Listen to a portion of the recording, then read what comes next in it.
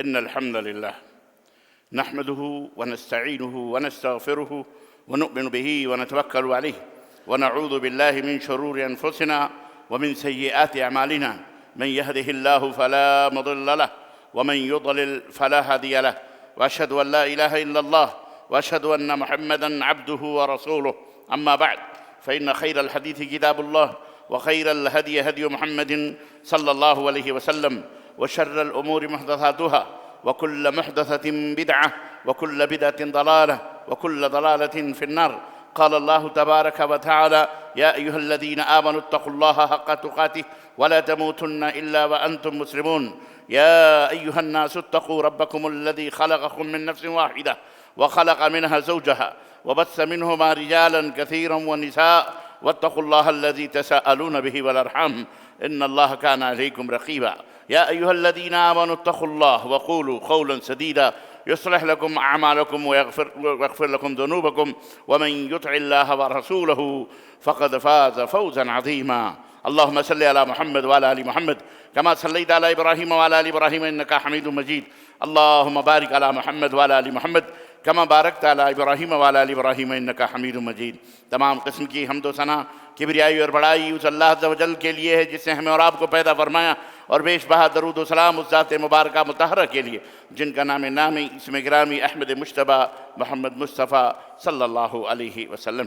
برادران اسلام، نوجوان دوستوں، بزرگوں اور بھائیوں اور قابل احترام اسلامی ماں اور بہنوں اور عزیز بچوں، آج بتاریخ 16 رمضان المبارک 1447 ہجری، 16 رمضان المبارک 1447 ہجری مطابق 6 مارچ سن 2026 عیسوی کے خطبہ جمعہ میں آپ حضرات کی خدمت میں اسلام کا ایک عظیم الشان معرکہ، اسلام اور کفر کا ایک عظیم الشان ٹکراؤ، اسلام اور حق و باطل کی ایک عظیم الشان جنگ جو 17 رمضان المبارک کو سرزمین بدر کے اوپر واقع ہوئی، آج اسی کی مناسبت سے اسی تاریخ اور اسی عظیم واقعے کی یاد دلاتے ہوئے اپنے ایمان کو تازہ کرنے کے لیے، اپنے اسلاف کے کارناموں کو یاد کرنے کے لیے ہم آج کے اس 16 رمضان المبارک میں اس واقعے کو آپ کی خدمت میں پیش کرنے کے لیے حاضر ہوئے ہیں۔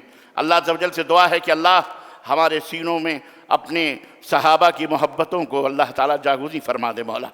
اللہ تبارک تعالیٰ اپنے ان مبارک ہستیوں کی الفتوں اور ان کے کارناموں سے ہمارے دل و دماغ کو منور فرما دے مولا۔ اللہ تعالیٰ ہمیں ان کے نقوش پاکی پیروی کرنے کی توفیق عطا فرما۔ اللہ تعالیٰ ہم سب کے دلوں میں اپنے صحابہ کی محبتیں پیدا فرما مولا۔ اللہ عز و جل ہم سب کی گردنوں کو اس ماہ مبارک کی مناسبت سے اللہ عز و جل ہم سب کی، ہمارے ماں باپ کی، ہمارے بیوی بچے، ہمارے بھائی بہن، ہمارے اجزاء اقارب دوست احباب کی گردنوں کو جہنم سے آزاد فرما دے مولا۔ اللہ ہم سب کو جنت الفردوس میں اعلیٰ مقام عطا فرما۔ عزیزان گرامی، ہم سب جانتے ہیں کہ اللہ تبارک و تعالیٰ کا پسندیدہ دین دین اسلام ہے۔ ان الدین عند اللہ الاسلام، اللہ کے نزدیک جو دین ہے پسندیدہ وہ دین اسلام ہے۔ وَرَضِيتُ لَكُمُ الْإِسْلَامَ دِينًا، دین جب مکمل ہوا تو رب نے یہ تمغہ عطا فرمایا کہ میں رضیت لکم الاسلام دینا، اے دنیا کے لوگوں میرا جو پسندیدہ دین ہے وہ اسلام ہے۔ اللہ نے یہ بھی فرمایا وَمَن يَبْتَغِ غَيْرَ الْإِسْلَامِ دِينًا فَلَن يُقْبَلَ مِنْهُ وَهُوَ فِي الْآخِرَةِ مِنَ الْخَاسِرِينَ۔ اسلام کے علاوہ اگر کوئی دین دوسرا تم ڈھونڈو گے اور میرے پاس لاؤ گے مرنے کے بعد تو یاد رکھو وہ دین تمہارے منہ پہ مار دیا جائے گا۔ اللہ کو وہ دین پسند نہیں ہے، بلکہ جو پسند ہے وہ اسلام ہے۔ خسارہ اور گھاٹا اٹھانے والوں میں سے مت بنو، دین اسلام کو لازم پکڑو، دین اسلام کو پکڑ لو۔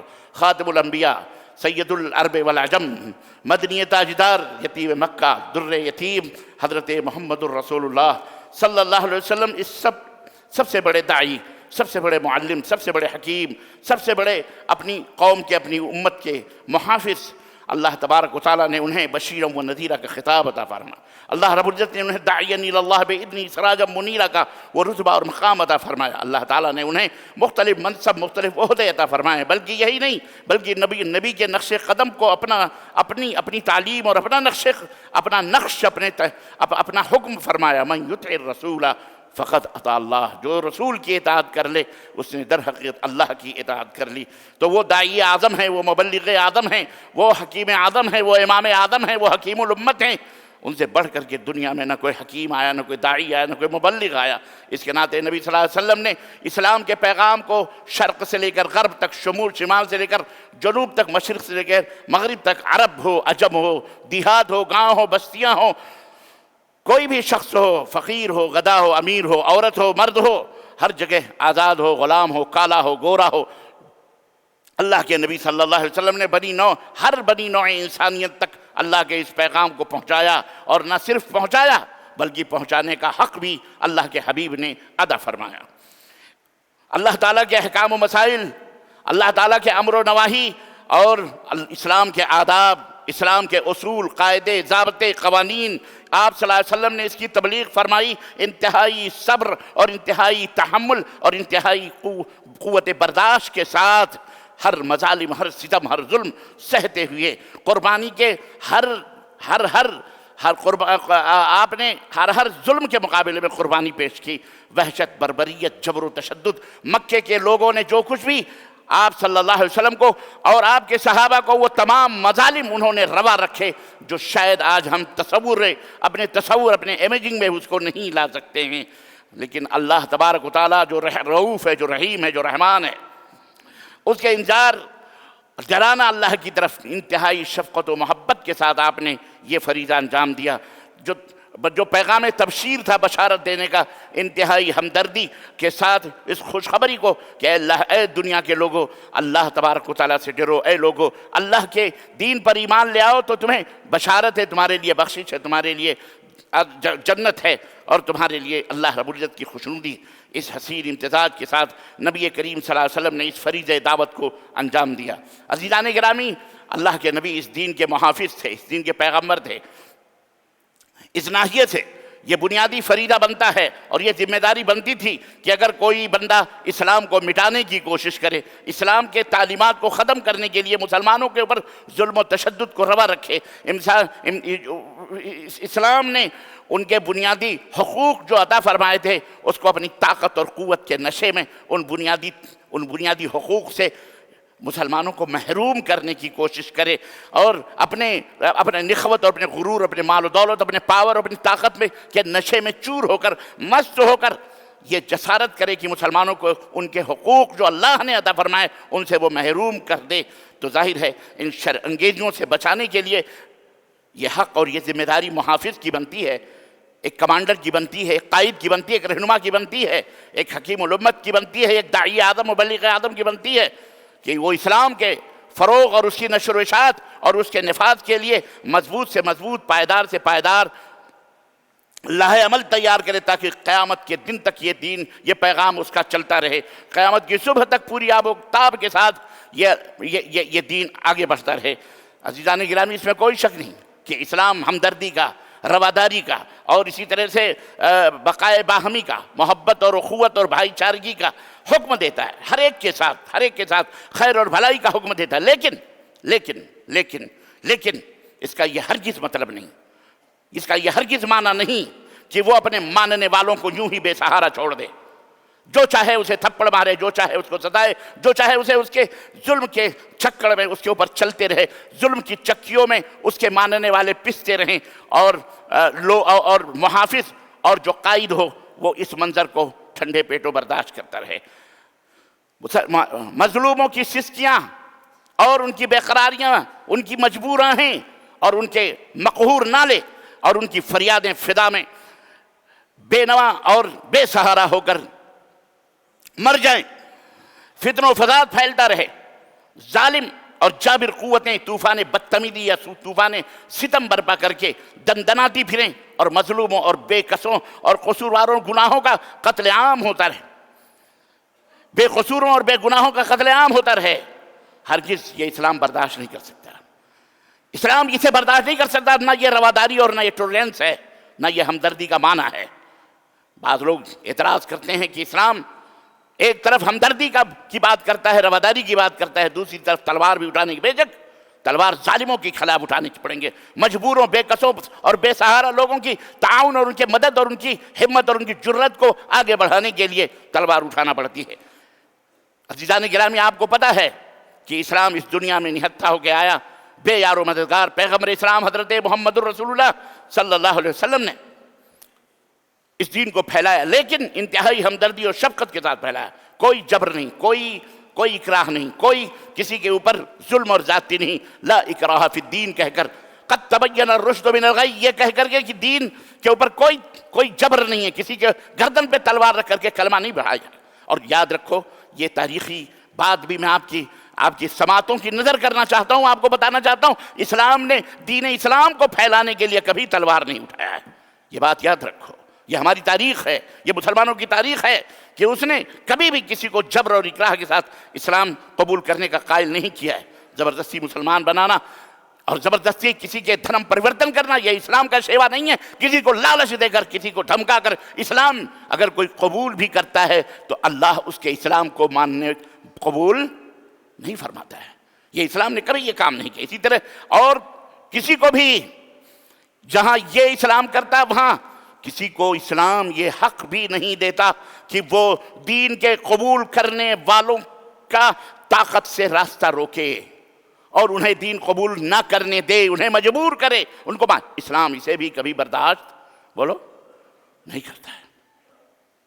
بلکہ اسلام آزادی رائے، آزادی مذہب اور اس کے تناظر میں عزیزان گرامی اگر دیکھا جائے کہ دنیا جو چلاتی ہے ہم آزادی مذہب اور آزادی رائے کے قائل ہیں، اس تناظر میں اسلام سب سے آگے، سب کا سربراہ ہوتا ہوا نظر آئے گا، کیونکہ اسلام انتہائی معتدل اور انتہائی دنیا کا سب سے ٹولرنس اور سب سے رواداری والا یہ دین ہے. اسلام امن و سلامتی کے آفاقی اور عالمگیر پیغام کو لے کر مکہ سے مدینہ مجبور کر دیا گیا اور پیغمبر اسلام وہاں سے مکہ سے مدینہ ہجرت کر کے پہنچے.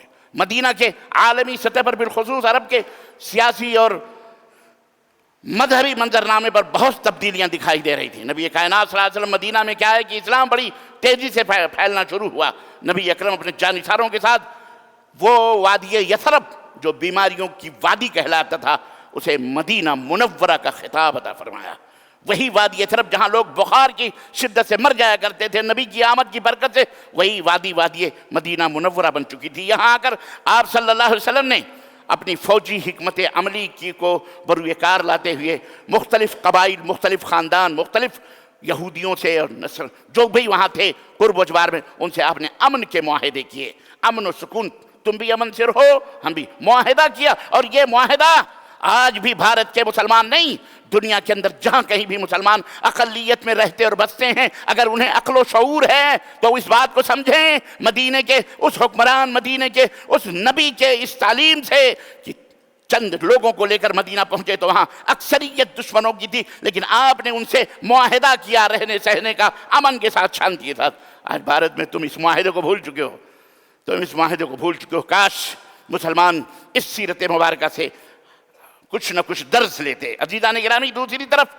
ایک طرف تو اللہ کے نبی امن کے معاہدے کر رہے ہیں، دوسری طرف قریش مکہ جنہوں نے دیکھا اپنی آنکھوں سے کہ محمد اپنے ساتھیوں کو لے کر مدینہ امن اور سلامتی کے ساتھ پہنچ چکے ہیں اور وہاں دین پھیل رہا ہے. جنوب سے لوگ آ رہے ہیں، جنوب یمن سے لوگ اسلام قبول کرنے کے لیے آ رہے ہیں، ادھر بحرین کی وادیوں سے لوگ اسلام قبول کرنے کے لیے آ رہے ہیں، چاروں طرف سے اسلام کا غلغلہ ہو رہا ہے.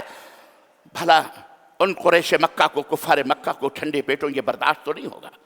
وہ بلبلا اٹھے اور انہوں نے اپنی جنگی طاقت اور قوت کو بڑھانے کے لیے معیشت کو مستحکم کرنے میں وہ لگ گئے. یہ بھی ایک بنیادی پوائنٹ ہے. کبھی بھی آپ ایمان کی طاقت اور قوت اپنی جگہ، معیشت کو بھی مضبوط کرنا ہے، تب آپ کی جنگی قوتیں اور جنگی طاقتوں میں آپ مضبوط ہو سکتے ہیں. لیکن مسلمانوں، اسی مارکے سے ہمیں ایک پیغام بھی ملتا ہے کہ بڑے بڑے لوگ آئے اور چلے گئے.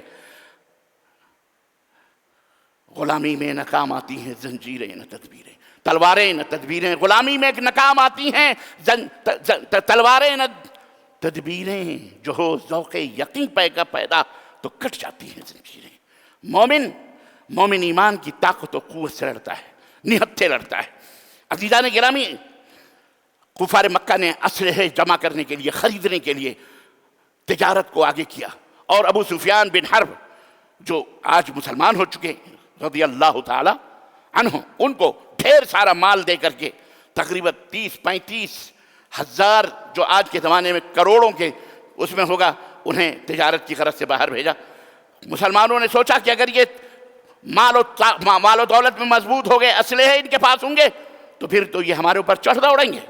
چنانچہ مسلمانوں نے اس قافلوں کو روکنے کی کوشش کی، لیکن ابو سفیان قافلے کو لے کے آگے ملک شام کی طرف بڑھ چکے تھے۔ لیکن یہ ہوا کہ واپسی میں ہم دیکھ لیں گے، قریش کی معیشت کو مضبوط بنانے میں بن گئی مضبوط معیشت ان کی، تو پھر بہت مشکل ہو جائے گی۔ بہرحال حفظ ما تقدم کے اصول کے پیش نظر مسلمانوں نے اس قافلے کو روکنے کی کوشش کی، لیکن بہرحال وہ قافلہ جا چکا تھا۔ بعد میں جب واپسی کا پتہ چلا، قافلہ جب واپس ہوا تو 12 رمضان المبارک، یاد رکھو 12 رمضان المبارک سن 2 ہجری کو نبی مکرم صلی اللہ علیہ وسلم نے 313 مسلمانوں کو لے کر مدینے سے روانہ ہوئے، اور تقریباً 130 کلومیٹر کے فاصلے پر بدر کا جو مقام ہے، مقام بدر، وہاں پر آپ صلی اللہ علیہ وسلم نے خیمہ زن وہاں پہنچے، اور یہ خبر ملی کہ ابو سفیان اسی راستے سے شام سے ہوتے نکل کر کے ملک شام سے اور مکے کی طرف جائے گا۔ اللہ کے نبی نے سوچا کہ ہم وہاں اس کو روکیں گے، دیکھیں گے۔ بہرحال ابو سفیان بہت ہوشیار آدمی تھے، اور اس زمانے میں کافروں کے بہت بڑے لیڈر تھے وہ۔ انہوں نے فوراً ایک آدمی کو بھیجا مکے کی طرف، ان کو بھنک لگی، اور وہاں بدر کے مقام پر ایک شخص کو انہوں نے اس سے پہلے ہی بستی میں ان کو دیکھا، کہا کہ یہاں کوئی آدمی آئے تھے۔ اس نے کہا آدمی تو بدر کے لوگوں نے بتایا یہاں تو کوئی آدمی نہیں آیا، البتہ 2 آدمی آئے تھے اونٹنی پر، اور یہاں پہ کنویں کے پاس پانی پی کر کے وہ چلے گئے۔ ابو سفیان کنویں کے پاس گیا اور اس نے میگنیاں دیکھی اونٹوں کی، توڑا تو اس کے اندر کھجور کی گٹھلیاں کی، کہا واللہ یہ تو یثرب کی گٹھلیاں لگ رہی ہیں، یہ تو مدینے کی گٹھلیاں لگ رہی ہیں، یہاں ضرور محمد کے جاسوس پہنچے ہوں گے صلی اللہ علیہ وسلم۔ بہت چالاک، فوری طور پر ایک گھوڑے والے کو مکہ کی طرف روانہ کیا، جو وہاں سے 200-250 کلومیٹر 300 کلومیٹر کی دوری پر ہے، اور کہا کہ فوری طور پر مکہ کے لوگوں کو بولو کہ اس مال و دولت سے لدے ہوئے قافلے کی حفاظت کے لیے مکہ چھوڑو اور آؤ، نہیں تو آج ہم تو چلے جائیں گے۔ ادھر بھیجا، اور ادھر بڑی ہوشیاری کے ساتھ اپنے قافلے کو لے کر کے دوسرے راستے سے، یمبو کے راستے سے، اور مکے کی طرف چلا گیا۔ ادھر ابو جہل جو پہلے سے تیار بیٹھا تھا، تقریباً 1000 کی فوج لے کر کے مکے سے روانہ ہو گئے۔ راستے میں بہرحال ملاقات ہوئی کہ ہم تو بچ کے نکل آئے، لیکن ابو جہل نے کہا ہم تو نہیں چھوڑیں گے، اب انہیں ختم، آج تو اب فیصلہ کن جنگ ہوگی اور ہم یہیں رہیں گے، اونٹ ذبح کریں گے، کھائیں گے، ناچیں گے، کودیں گے، شراب پئیں گے۔ اس طرح سے بدر کے مقام پر انہوں نے جناب علی ڈیرا ڈالا۔ کس نے؟ کفار مکہ نے۔ مقام بدر کو بدر اس لیے کہا جاتا ہے کہ وہاں ایک کنواں تھا، وہ بستی کو بسانے والا، اس کنویں کا مالک، اس کا نام بدر تھا، اس لیے اس کنویں کو بدر کہتے ہیں۔ بدر کے اسی کنویں کے حساب سے بدر کہا گیا۔ بعض لوگ مفسرین کہتے ہیں کہ وہاں وہ کنواں جو تھا اس میں چاند جب نکلتا تھا تو اس میں دکھتا تھا، مطلب وہاں سے چاند دیکھتے تھے لوگ، تو اس لیے اس کنویں کو بدر کہتے تھے۔ بہرحال جو بھی، وہ بدر کی وادی بڑی ہی زرخیز نکلی۔ جناب علی کوچ کا نقارہ مکے سے بجا، اور ابو جہل اپنے فوج جو اسلحے سے لیس، زرہ بختر پہنے ہوئے، لوہوں کے کپڑوں سے لیس ہو کر تلواریں، تیر اور تفنگ لے کر جنگی ہتھیار یہاں بڑھنے لگے۔ بدر نبی کریم صلی اللہ علیہ وسلم نے جب یہ خبریں سنی کہ مکے کے لوگ اس نیت سے آ رہے ہیں، تو ایک قائد اور ایک رہنما ہونے کی حیثیت سے آپ نے اپنے تمام صحابہ کو اکٹھا فرمایا۔ مہاجرین کے سرخیل، مہاجرین صحابہ اور انصار صحابہ جنہوں نے ان کی مدد کی تھی، مہاجرین کے جو سرخیل تھے، سیدنا ابو بکر صدیق اور سیدنا عمر رضی اللہ تعالیٰ عنہ سے دریافت کیا کیا خیال ہے، واپس جانا ہے یا آج مکے نے اپنے کلیجے کے اور دل کے کلیجے کے ٹکڑوں کو تمہارے سامنے بدر کے میدان میں ڈال دیا ہے۔ اللہ نے مکے کے کریم لوگوں کو تمہارے سامنے یہاں رکھا ہوا، تمہیں مٹانے کے لیے یہ مکے سے آ چکے ہیں۔ واپس جانا ہے کہ ان سے ہاتھا پائی کچھ 2-4 کر لیتے ہیں۔ حضرت ابو بکر حضرت سیدنا عمر رضی اللہ تعالیٰ عنہما نے مجاہدانہ تقریر کی اور فرمایا کہ اللہ کے نبی آپ جو چاہیں کریں، ہم اس کے لیے تیار ہیں۔ جان ساری کا یقین دلایا۔ نبی کریم صلی اللہ علیہ وسلم نے جب یہ مشورہ ابو بکر اور عمر سے لیا تو انصار مدینہ کی طرف آپ کا رخ ہوا اور آپ نے ایک دفعہ پوچھا، اے مدینے کے انصار صحابہ آپ کی کیا رائے ہے؟ ایک دفعہ، دو دفعہ خاموشی تھی۔ حضرت سعد ابن عبادہ رضی اللہ تعالی عنہ جو قبیلہ خزرج کے سردار تھے، وہ کھڑے ہوئے، انہوں نے کہا، اے اللہ کے نبی، ایسا لگتا ہے کہ آپ انصار صحابہ سے مشورہ طلب کر رہے ہیں، آپ کا روئے سخن ہماری طرف ہے، آپ ہم سے دریافت کر رہے ہیں کہ ہمیں کیا کرنا ہے، واپس جانا ہے مدینہ یا کچھ یہاں ٹھہرنا ہے؟ تو انہوں نے کہا، اور بڑی بہترین بات کہی، کہا کہ اے اللہ کے نبی، ہم آپ کے اوپر ایمان لائے،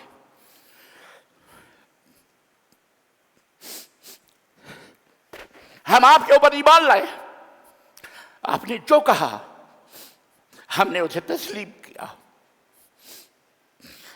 ہماری طرف سے، میں پورے اہل مدینہ انصار کی طرف سے میں ان کا سردار ہوں، آپ جہاں تشریف لے جائے ہم جانے کے لیے تیار ہیں، ہم آپ کے ساتھ جہاں چاہیں، جس سے تعلق نبھائیں، جس کو چھوڑیں، ہم سے جو لینا چاہیں، ہم اپنے بیوی بچوں کی جان اور مال بھی قربان کرنے کے لیے تیار بیٹھے ہیں، ہمیں کچھ دینا چاہیں ہم ہر طرح تیار ہیں، ہم کچھ لینا چاہیں حکم فرمائیں، آپ حکم فرمائیں، ہم آپ کے شانہ بشانہ۔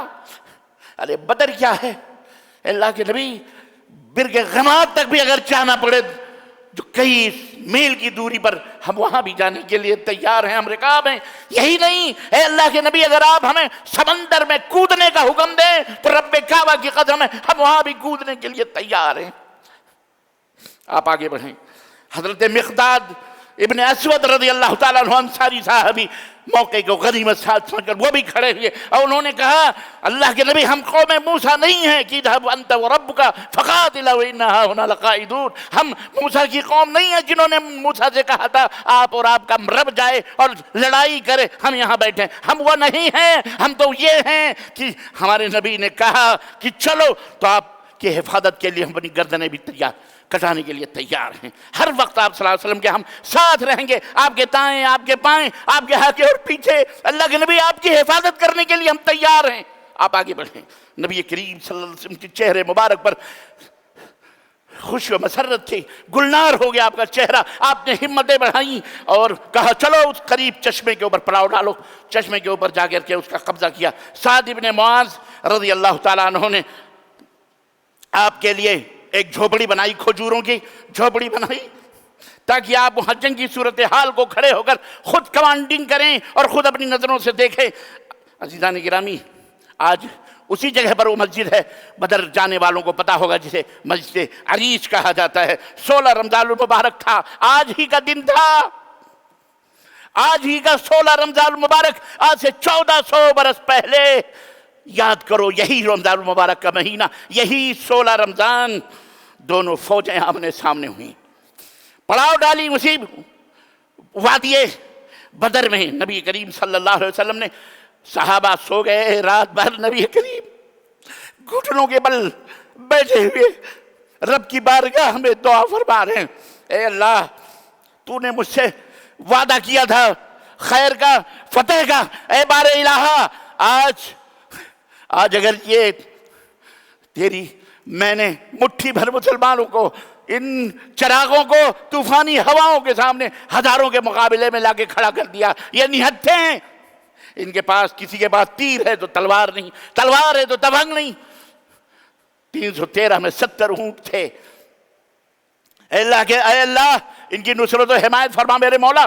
آپ صلی اللہ علیہ وسلم رات بھر اسی دعا میں مصروف رہے، نبی دعاؤں میں مصروف رہے، اور صبح ہوئی تو آپ نے عسکریت کی ایک حکمت عملی کی بڑی عظیم مثال پیش کی۔ تاریخ عالم جانتا ہے 17 رمضان المبارک، یعنی کل کا دن جو تھا، جمعے کا دن تھا، نبی کریم صلی اللہ علیہ وسلم سن 2 ہجری نے فوج کی سب بندی نبی کریم صلی اللہ علیہ وسلم نے فرمائی، درست فرمایا سب کو، میمنہ میں کس کو کھڑا کرنا ہے، میمنہ میں، میسرہ میں کس کو کھڑا کرنا ہے، قلب میں کس کو رہنا ہے، پیچھے کس کو رہنا ہے۔ فوج کی بہترین ذکر بھی اور مٹھی بھر جماعت، کو طوفان لوگوں کے مقابلے میں لا کے کھڑا کر دیا، اور پھر اللہ سے دعا ہوئی۔ میرے عزیزو، صرف یہی نہیں کہ یہ کم تھے، صرف یہی نہیں کہ تعداد میں کم تھے، ان کے پاس ہتھیار بھی نہیں تھے۔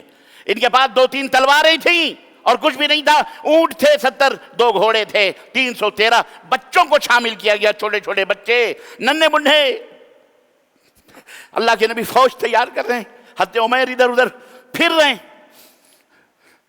اللہ کے نبی نے کہا کیا بات ہے؟ کہنے لگے میں بھی جاؤں گا، میں بھی لڑوں گا، میں بھی اپنی اللہ کے نبی کی مدد کروں گا، اللہ کے نبی کی حمایت کروں گا۔ بہرحال حضرت معاذ، حضرت معوذ افرا کے بیٹے، یہ بھی وہاں جانے کے لیے تھا۔ 313 یہ سب ملا کر کے ہوئے۔ اللہ اکبر۔ اور بڑا صبر آزما امتحان تھا۔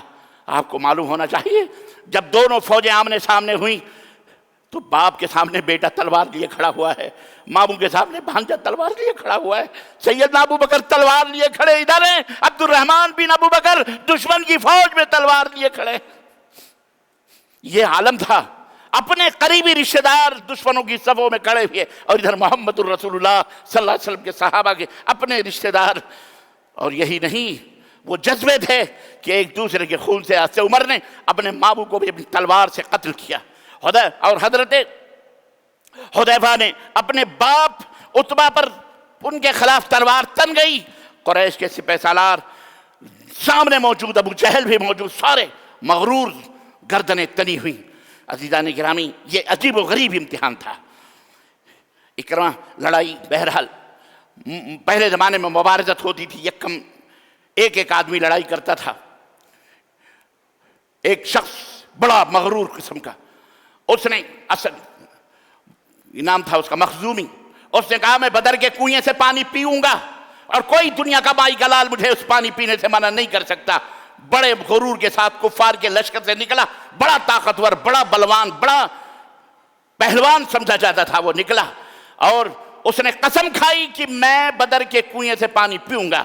اور جب ادھر بدر کے کنویں کے پاس پہنچنے کی کوشش کی، سیدنا حمزہ بن عبد المطلب نبی کریم صلی اللہ علیہ وسلم کے چچا فوج سے نکلے، اپنی تلوار لی اور اس کے پیر پہ مارا تو اس کے پیر آسمان میں اچھل کے پڑ گئے، وہیں پر وہ گر پڑا۔ لیکن اس نے کہا میں پیوں گا۔ گھٹنوں کے اوپر گھسٹتے گھسٹتے گھسٹتے وہ بدر کے کنویں کے قریب پہنچا۔ حضرت حمزہ رضی اللہ تعالیٰ عنہ کی دوسری تلوار آئی اور 2 ٹکڑے پر ایک ٹکڑا اسی پانی کے اندر گر گیا۔ کفار مکہ نے جب یہ منظر دیکھا تو بلبلا اٹھے، ایک دوسرے کو بھیجا کہ لڑنے کے لیے، وہ گیا، وہ بھی مارا گیا۔ تب عتبہ نے شیبہ نے، ان تمام سب لوگوں نے، تینوں پہلوان جو قبیلے قریش کے بڑے مانے جاتے تھے، بہادر، وہ کھڑے ہوئے آئے اور نبی کریم صلی اللہ علیہ وسلم کو مخاطب کیا، کہا محمد آؤ بھیجو 3 فوجیوں کو تمہارے، ہم دیکھتے ہیں۔ اللہ کے نبی نے انصار صحابہ کو سامنے بھیجا۔ جب انہوں نے دیکھا تم کون ہو؟ کہا مدینے کے انصار۔ کہا ہم ان چرواہوں سے لڑنے نہیں آئے ہیں، یہ تو ہماری بکریاں چرانے والے لوگ ہیں، ان کو پیچھے ہٹاؤ، ہمارے ہم پلہ قریشی بھیجو جو ہمارے مقابلے میں طاقت رکھتے ہوں، قوت رکھتے ہوں۔ اللہ اکبر۔ نبی کریم نے اپنے چچا سے کہا حمزہ اٹھو، علی اٹھیے، اٹھو، اور اسی طرح سے حضرت عبید اللہ کو فرمایا اٹھو۔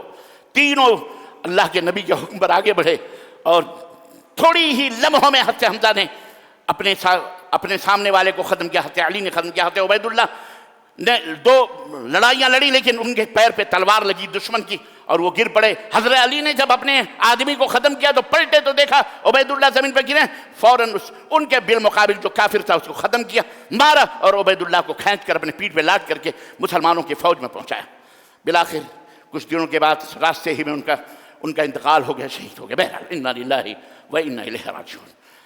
حضرت معاذ بن معوذ کیا کیا واقعہ بتائیں، ایک سے ایک بدر کے واقعات، افرا کے بیٹے، چھوٹے چھوٹے بچے۔ حضرت عبد الرحمن بن عوف کھڑے ہوئے، کہتے ہیں اچانک میں نے دیکھا میرے بازو میں 2 بچے کھڑے ہیں، ایک بچہ مجھے کہہ رہا چچا ابو جہل کہاں ہے؟ ابو جہل کون ہے مجھے بتاؤ۔ اللہ کے نبی نے حضرت عبد الرحمن بن عوف کہتے بیٹے تم کیا کرو گے؟ کہا مجھے بتاؤ، ہم نے سنا ہے وہ میرے نبی کو گالیاں دیتا ہے، وہ میرے نبی کو برا بھلا کہتا ہے، آج میں اس کا کام تمام کرنا چاہتا ہوں۔ کہ تم ننھے منھے بچے، کہنے لگے میں کچھ بھی ہو۔ معوذ نے بھی ادھر سے پوچھا، کہا کہاں ہے ابو جہل؟ اتنے میں ابو جہل اتراتا ہوا مجھے نظر آیا، میں نے کہا وہ دیکھو تمہارا شکار گھوڑے کے اوپر بیٹھ کے تنتنا رہا ہے۔ کہتے ہیں عبد الرحمن بن عوف کہتے ہیں میرے منہ سے زبان بات پہلے نکلی کہ وہ اس کے اوپر لپک جھپٹ پڑے وہ دونوں شیر بچے، اور جھپٹ کر کے کہتے ہیں تلوار جو ماری تو معاذ نے تو ابو جہل کا پیر اچھلا، اور نبی کریم صلی اللہ علیہ وسلم سے بیان کرتے ہیں قصہ، اللہ کے نبی جب ہم نے اس کے پیر پہ مارا اس کے پیر ایسے اچھلے کہ میں اس کے سوا کیا مثال دوں، کہ جیسے کھجور کی گٹھلیوں کو اگر ہم کسی کوٹنے والے برتن میں ماریں تو گٹھلی کیسے اچھلتی ہے، بالکل اسی طرح سے اس کا پیر اچھلا تھا۔ اور اس کے بعد دونوں بھائیوں نے پٹک کے اس کو زمین پہ گرایا۔ اکرمہ ابن ابی جہل نے اپنے باپ کی یہ حالت دیکھی تو معاذ کے ہاتھ کے اوپر تلوار ماری، حد سے معاذ کا ہاتھ لٹک گیا کر کے بچے کا۔ پھر لڑتے لڑتے جب یہ ہاتھ راستے رکاوٹ بننے لگا تو تاریخ میں آتا ہے کہ حضرت معاذ نے فوری بچے نے اپنے پیر کے نیچے ہاتھ کو رکھ کر کے اس کو تلوار سے نکال دیا، باہر کر دیا، اور ایسے ہی لڑنے لگے۔ اللہ کے نبی صلی اللہ علیہ وسلم کی خدمت میں دونوں لڑائی کے بعد حاضر ہوئے، انہوں نے کہا میں نے ابو جہل کو مارا ہے، کہا میں نے ابو جہل کو مارا ہے۔ آپ نے فرمایا تم دونوں تلواریں دکھاؤ، دونوں کی تلواریں خون آلود تھی، کہاں تم دونوں نے مارا ہے۔ اللہ اکبر۔ عرض کرنے کا مطلب یہ ہے ابو جہل کے مرنے کے بعد، قتل ہونے کے بعد مکے والوں کا کہ ہمت جواب دے گئی، ہمت جواب دے گئی، اور تھوڑی ہی دیر میں اللہ تبارک و تعالیٰ نے اللہ کے نبی صلی اللہ علیہ وسلم جو رو رہے تھے، اللہ سے دعا کر رہے تھے، حضرت ابوبکر پیچھے سے آپ کی چادر مبارک کندھے پہ ڈال دے، اللہ کے نبی بس کیجیے، اللہ کے نبی بس کیجیے۔ اتنے میں حضرت جبریل آئے، حضرت جبریل پہنچے اور کہا اللہ کے نبی بشارت ہو، اللہ نے 1000 فرشتوں کا لشکر بھیجا، 1000 فرشتوں کا لشکر۔ صحابہ کہتے ہیں کہ ہم نے دیکھا فرشتے نظر تو نہیں آتے تھے لیکن ہماری تلواریں اٹھتی تھیں، کافر کی گردن پہلے کٹ جاتی تھی۔ اللہ تعالیٰ نے مدد فرمائی فرشتوں کے ذریعے سے، اللہ کے نبی خیمے سے باہر نکلے اور کہا لوگوں خوش ہو جاؤ، فرشتے آ چکے ہیں انشاءاللہ ان قریب۔ اس طرح سے عزیزان کلامی امیہ، ابو جہل، امیہ بن خلف، عتبہ، شیبہ، ولید، زمع بن اسود، عاص بن ہشام، منبع بن حجاب البختری، یہ ایک سے ایک جو بڑے بڑے سرداران قریش تھے، بڑے بڑے عظیم، جنہوں نے ظلم و ستم، اللہ تعالیٰ نے ان سب کو پاک و صاف کر دیا، سب کو ختم کروا دیا۔ اللہ اکبر۔ 70 کفار مارے گئے اور 70 کافروں کو قیدی بنایا گیا۔ دوسری طرف 14 مسلمان شہید ہوئے۔ قیدیوں میں جو قیدی بنائے گئے، آپ کو یقین آئے گا آپ کے سگے چچا عباس رضی اللہ تعالیٰ عنہ جو بعد میں مسلمان ہوئے، وہ بھی کافروں کی طرف سے لڑنے کے لیے آئے تھے اپنے بھتیجے کے مقابلے میں۔ حضرت علی کے چچا، بلکہ چچا اور حضرت علی کے بھائی عقیل بھی کافروں کی طرف سے بھائی لڑنے کے لیے آیا تھا۔ آپ صلی اللہ علیہ وسلم کے بیٹی کی شوہر، آپ کی صاحبزادی کے شوہر، آپ کے داماد ابو العاص بھی تلوار لیے ہوئے نبی کریم صلی اللہ علیہ وسلم کو قتل کرنے کے لیے آئے تھے۔ قیدی بنا لیے گئے، قیدی بنا لیے گئے، 70 شہید ہوئے، 70 کو قیدی بنا لیا۔ اس وقت قیدیوں سے جو وحشیانہ سلوک ہوتا تھا اس زمانے میں دنیا جانتی تھی، لیکن نبوت نے رحمت و شفقت، پیار اور محبت سے ان کو، تاریخ انسانی میں اس کی کوئی مثال نہیں ملتی، مدینہ واپس لایا گیا۔ قیدیوں کو صحابہ کے درمیان تقسیم کر دیا گیا اور کہا گیا ان قیدیوں کے ساتھ اچھا سلوک کرنا، ظلم اور زیادتی نہیں کرنا۔ صحابہ اپنے دشمنوں کے ساتھ نہایت ہی مشفقانہ سلوک کرتے تھے۔ ایک قیدی جس کا، کفار مکہ کا قیدی ابو عزیز، اس کا کہنا ہے کہ جس انصاری کے ہاں میں قید تھا، جس کے حصے میں آیا تھا، اس کا حال یہ تھا کہ میرے سامنے کھانا رکھتا تھا، روٹی سالن رکھتا تھا، میں تو روٹی سالن کھاتا تھا لیکن اس کے گھر میں کھجوروں کے سوا کچھ بھی نہ تھا، وہ ہمارے سامنے بیٹھ کے کھجور کھاتا تھا، اسی سے اپنی پیاس بجھا لیتا تھا۔ لیکن نبی نے فرمایا تھا اس کو پیٹ بھر کے کھانا کھلانا، میں کبھی کبھی روٹی سالن اس کو دیتا کہ تم بھی کھا لو، لیکن وہ کہتا نہیں، تم اپنا پیٹ بھرو، تم اپنا پیٹ بھر لو۔ یہ عالم تھا صحابہ کا، جو محبتوں کے ساتھ اس طرح سے قیدیوں کے ساتھ انہوں نے سلوک کیا۔ تاریخ میں اس کی ایک مثال، سب سے آخر میں میرا شناس رسول صلی اللہ علیہ وسلم نے میں مشورہ لیا اور سب سے مشورہ لیا قیدیوں کے ساتھ کیا کیا جائے۔ کسی نے کچھ، کسی نے کچھ، کسی نے کچھ، یہاں تک کہ جن کے کپڑے وپڑے خراب ہو گئے تھے آپ نے کپڑے دلوائے، اپنے چچا کے پھٹے ہوئے کپڑے، عباس ابن عبد المطلب تھے، ان کے کپڑے پھٹے ہوئے उसको अब्दुल्ला बिन उबई जो मुनाफिक था, उसने अपना कुर्ता उतार करके आपके चचा को पहनाया। रात को जब सारे मशकीरे बंधे हुए कैदी रात को सिसकने की, रोने की आवाज आई। नबी कायनात सल्लल्लाहु अलैहि वसल्लम बाहर निकले, देखा तो चचा बिलक बिलक के रो रहे थे।